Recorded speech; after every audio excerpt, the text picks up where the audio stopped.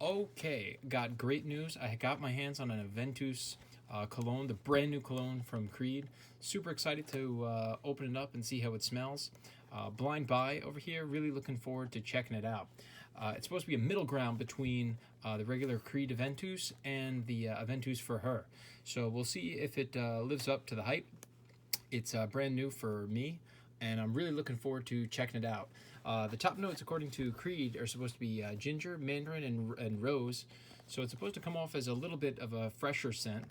But I'm really kind of curious to see how it compares to the original, the big boy, the actual Creed Aventus. Really big shoes to fill. So I'm really kind of curious to see how this stuff is going to compare to it. So let's pop it open. Looks like you got the typical Creed insert over here, the little Oliver Creed. He's the nose behind it. No real changes there. I don't see anything that looks really different. Here's your typical little Creed insert. It's a little fold out kind of guy, and it gives you the whole litany about what Creed's all about. But if you're watching this video, I'm sure you're probably familiar with the brand, if you're familiar with House. So let's check it out. Let's see what we got. So here we are. This is it. The bottle design is very reminiscent of your regular Aventus. And here we are. There's that Creed fit and finish over here. That looks nice. Cap design, a little bit similar to the previous ones.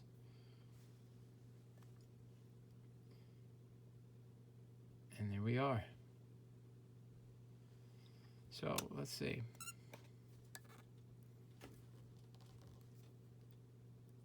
That is a snug lid. There we go. So no Easter eggs up in here. And here's our spray design. No engraving at the top. And let's check it out. It's for all the marbles here. And it starts with it's a really fresh start. It really is, I don't know, it kind of opens a little bit like an Acqua di Gio to me. And it has that citrus, it's got a very citrusy open. I know Creed, I think, called it a mandarin.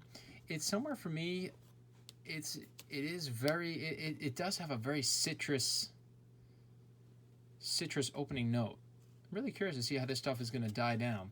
It's almost like a fresh version of Aventus. That description's pretty. To me, it's kind of seems like an Aventus mixed with a Acqua di Gio.